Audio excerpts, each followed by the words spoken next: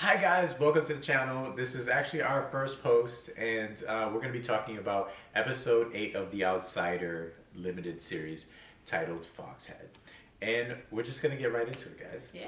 Alright, so the season's been moving like pretty slow since the first 2 episodes. Oh yeah, the first 2 episodes were awesome, but after that, it's just been so slow. It's been such a crawl. I mean, the cinematography, the acting has been unbelievable. It's made it very, more than bearable. Right. You know, even though we've been wanting more reveals, more of the plot moving forward, we haven't exactly gotten that, but we've got some excellent performances. Oh like, yeah, pretty much everybody. Of course, yeah, it's amazing. It's my favorite part of the show by far. I mean, don't get me wrong, the story's great, but if it wasn't for how it was filmed, the acting and like the mood of it, I don't know if I would still be watching.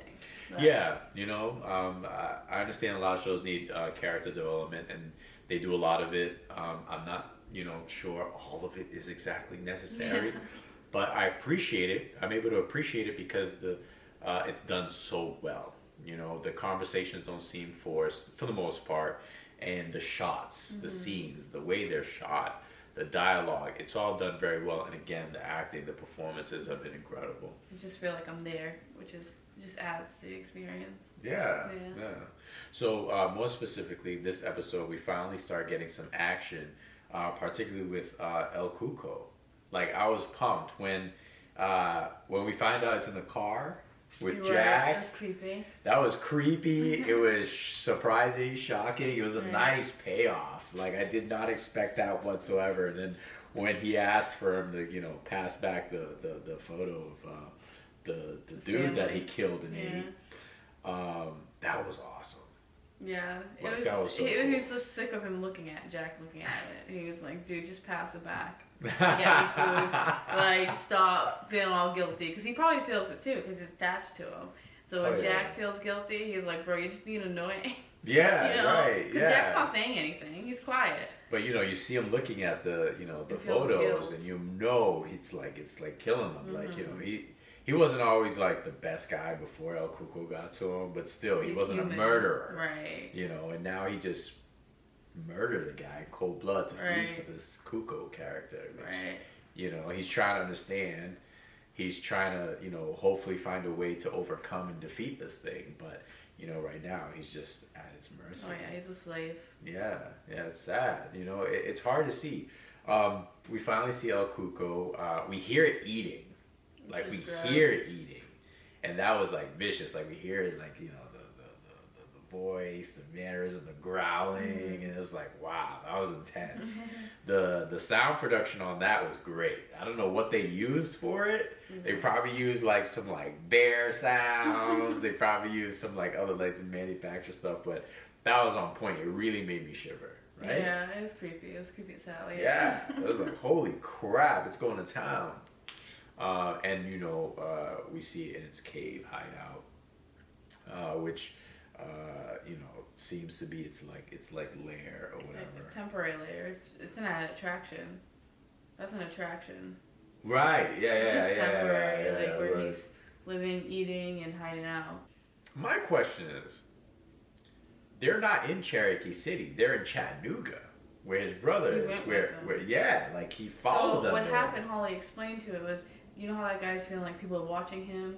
He's connected to him, and he pushed him out because he's panicking because Holly and Ralph are onto him. So he panicked and made him move, and he followed with Jack. Really? You think that's what happened? Yeah. And then, of course, they followed him because they suspected him, and I don't think El Cuco expected them to follow him. To put it together. Yeah. Right.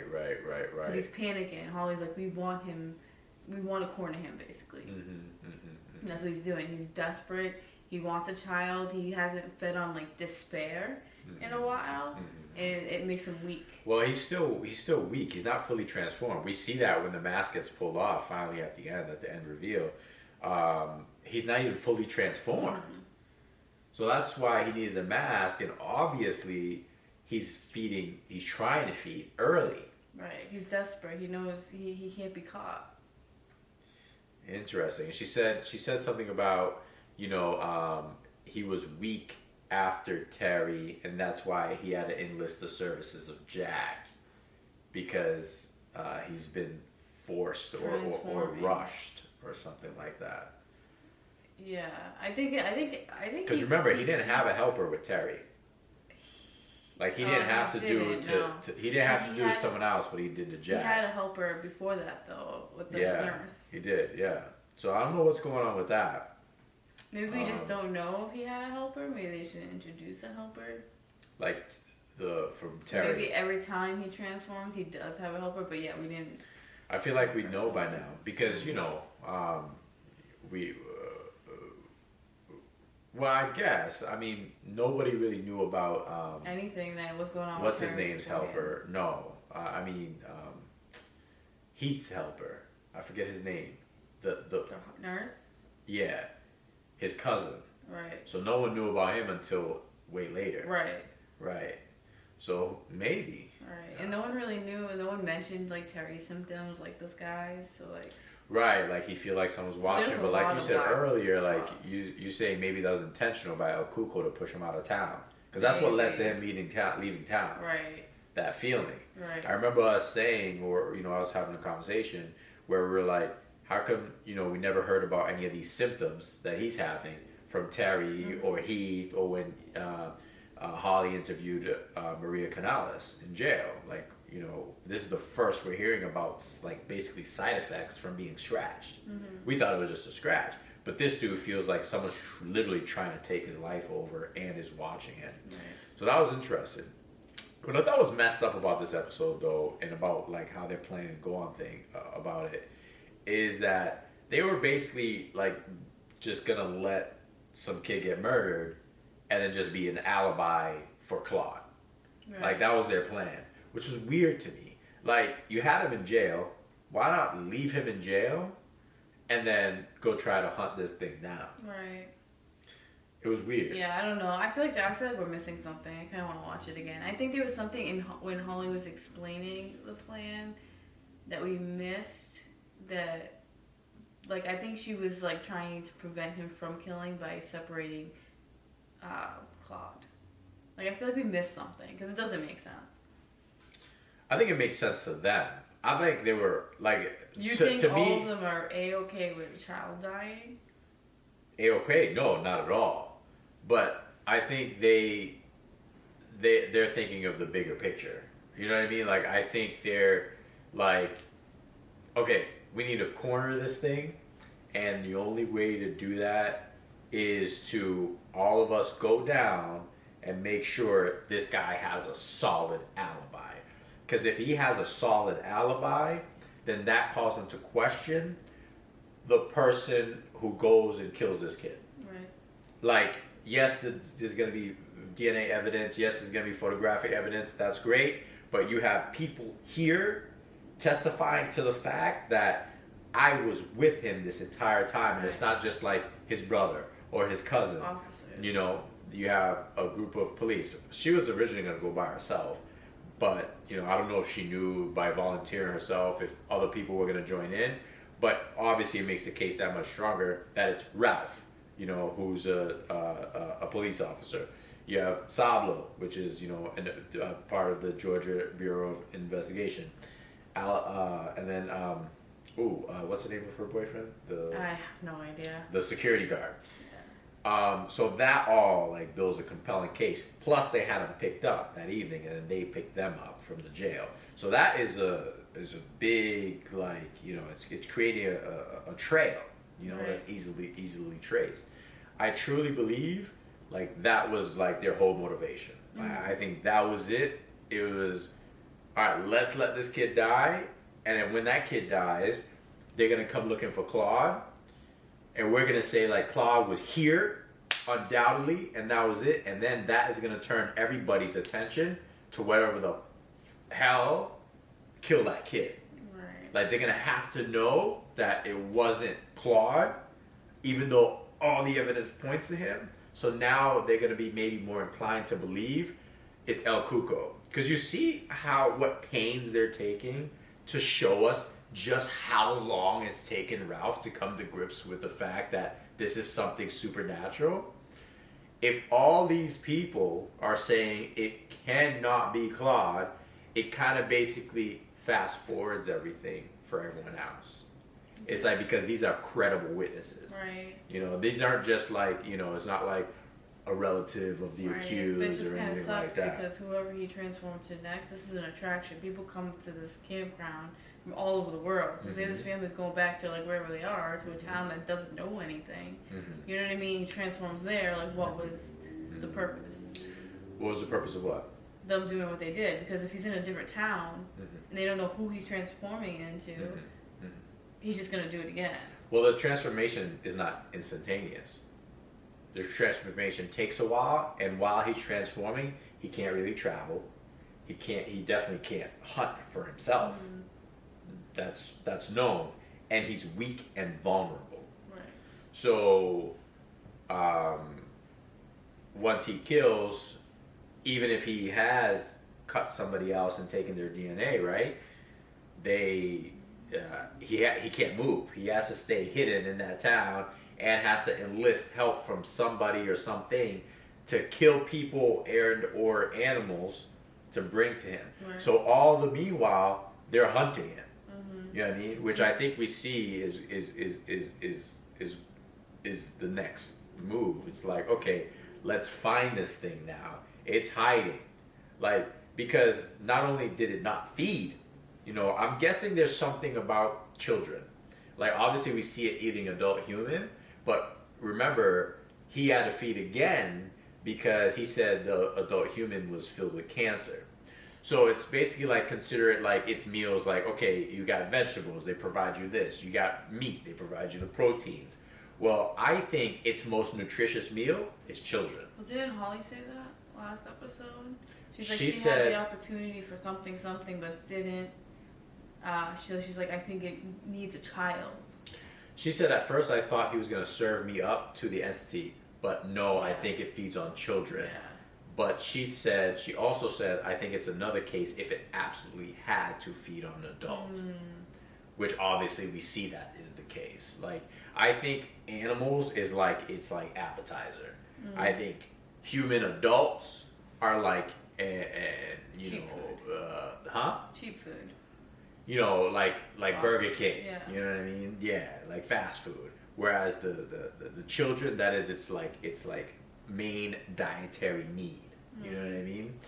So I think that's what we're seeing here, and it didn't get that. So now it's going to be even more weak and in hiding. So I think, you know, I don't think they planned for this. I think they planned for it to feed on a child, but I think this is a huge win for them. And now it doesn't have that, and it's even more desperate than they even expected.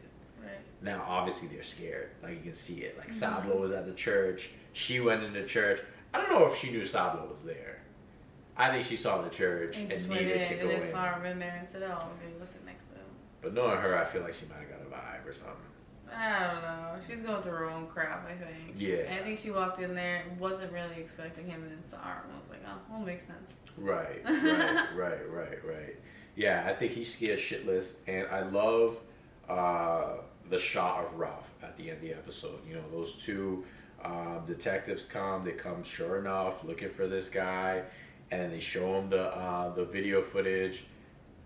He's unmasked, and it looks like Claude, but it's very obvious to anybody who actually has met Claude and knows Claude that it's not exactly Claude. Right. But it's just like, whoa. That is the moment Ralph is like, what? Took forever, but... And then you see him, and then, like, you know, it's silent, you know, it's a silent nod, and then, you know, it goes to Holly, and then it goes back to Ralph, and he just gives that nod, like, all right, I'm there. Like, that was great, you know, and that's, again, a nod to, you know, the directors and on this show, you know, the shots that they get, they're so powerful. They speak so well about, like, you know, about what is going on. It informs so well without dialogue sometimes, you know. Yeah, I thought this episode, I could have used a faster pace, but I think it was the most entertaining episode in a while. Oh, yeah. You know. Well, it's because you have the ending. We actually got to see El Cuco. Yeah. You know, we had those first 2 episodes which were packed with events. You know, they were great. They were awesome. And then, you know, episodes 3, 4, 5, 6, it was just like building the anticipation, showing the doubt of the characters. You know, part of it also was the investigation by Holly. You know, greatly done, greatly shot, but just the pace was a little slow for me. I just felt like it was the same information over and over, but it was just dragged out a little bit. You know what I mean? Like, you could have compacted a lot of that information into lesser episodes. You know what I mean? But now we got new information, we got new footage. Like, we got to see El Coco, not only in the car, not only when it was feeding, but also when it fed at the end too. It was feeding again, this time on an animal. And it's just like, okay, what's next? Yeah. Like, what is next? Yeah. Anything else that stood out to you in this episode? Anything else that was... I know we talked about the cops picking up Claude. We thought that was like messed up. Like, you know what I mean? Like, we thought maybe like they would at least inform them like, hey, it's for your safety. Nah. They just pick the guy up, violate his rights, every single one of them, and just like, all right, come to jail. I mean, at least they had the sense enough to give him a phone call. But what good does that do, right? Obviously, he calls his brother. His brother comes down there, and it's like, yo, what the heck? You know what I mean? What do you got my brother down here for? And they end up tasing him and putting him in jail. Like, come on. And they had him tased to the desk, but really, it's like, he's clearly not going to go anywhere. Like they're acting like he did something. You know what I mean? Like, it wasn't like, hey, let's take a walk over to this phone, make your phone call. It's like, no, we're chaining you to the desk and make the phone call. It's almost as if, Sablo, who is with the GBI, the Georgia Bureau of Investigation, contacted someone at the Tennessee Bureau, right? And was like, it was almost like he was like, hey, this guy's a terrorist, pick him up. Like, you know what I mean? Like, you still have to tell him what you're picking them up for. If he's a terrorist, no, you don't. No? No. Like, terrorists have, like, 0 rights in America. But, like, you know what I'm saying? I'm just saying, like, you would have thought that's what Sablo told this guy at the Tennessee Bureau. You know what I mean? Mm-hmm. Instead of something like, hey, we've got I don't know.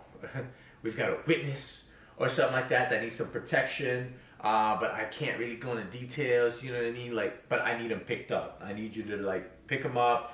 I need him in custody because I need him protected. I'm going to come pick him up. You know what I mean? So many things could have gone wrong. Right? You pick up an innocent man. Don't tell him nothing. Don't read him his rights. Don't tell him why he's detained and treat him like a piece of garbage. Like, you know, a lot of people are going to, like, you know, go off. Like, he went quietly without thinking, but, like, what if he attacked the officer? You know, what if he, you know, got belligerent and they started beating his ass? What if, you know, they freaking, he refused to get out of the car and things got testy and they shot him? Like, you know what I mean? It was just, to me, that was sloppy. And that touched the nerve a little bit. You know what I mean? It's just like, they can't just do what they want. But I am glad they picked him up. They created that chain of events where it's like, okay, well, he was in the cell from this time to this time. These guys from the GBI and a police department, they came to pick him up, and now they're telling you that they've been winning. So there's a trail, you know, that's easily followed. That's great, you know, and that can't be refuted. Mm-hmm. Also, what can't be refuted is that the video footage and what he actually looks like aren't exactly identical. No, they're not. You know what I mean? Like, you know, like, oh, there's some semblance there. So now this makes a case for convincing more people, even more people, that there's something out there that no logic can explain. It's crazy. Sure. Man, I gotta say, I think this was the best episode since episode 2. Oh, I thought you were gonna say since the beginning. I was like, oh, for sure. Yeah, since the beginning. Yeah. No, since, I mean, like, from all of them. Out of all. Oh, yeah. No. This is definitely the best episode since, you know, episode 2, for sure. You know, we got a lot of new stuff. And the team is finally come together. Like, you can tell.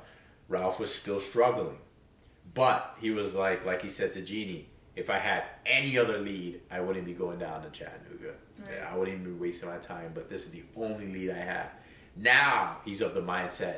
This is it. Now it's wartime. This is what it is. Dude, yeah, we're here. We're at war, and I'm in this. I'm with this, and we need to see this thing through. Right. So I think that's what the past 5 or so episodes have been basically trying to lay out. You know, it just for us, for our taste, it just took too long. Yeah. You know, they could have chopped it out like one whole episode. You know what I mean? Like, I get it. Honestly, I get it. to me, I feel like they could have done all 3 in one. All 3 what in one? Episodes? Because it's 3, 4, and 5, right? Oh, no, yeah. Oh, wow, it's 3, 4, 5, and 6. Well, we just saw 8. So 3, 4, Oh my 5, God, 6, 5 and 7. episodes. Yeah. Yeah, Yeah. see? So, I feel like they could have done all that in like one really juicy episode. I wouldn't go that far. Like, you know what I mean? You know, you have a lot of things that happen. Claude leaving town. You know, the things with Jack showing his trials and tribulations and coming to grips with, you know, whatever's happening to him. Holly getting away from him. And him taking Holly, obviously. There are things that happen that, you know, I'll say could have been 3 episodes versus the 5. You know what I mean? If they put all that in one episode, I'd be like, what the heck's going on here? It'd probably be tough to follow. But, you know, there is I think the major part of the arc. Oh, plus you forget a big part of it was Holly's investigation too. Like episodes 3 and 4, you know, she's not even in Cherokee City. She's in New York. Right. You know, she's in Dayton. So that stuff all is important. It could have been condensed. It absolutely could have been condensed. All right, that's it for this episode, guys.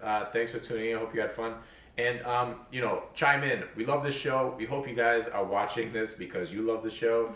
Let us know what your hunches are. Yeah. Do you, you know, do you have your own conspiracies or your own theories? Let us know, please. Yes, please. It was so great chatting with you guys.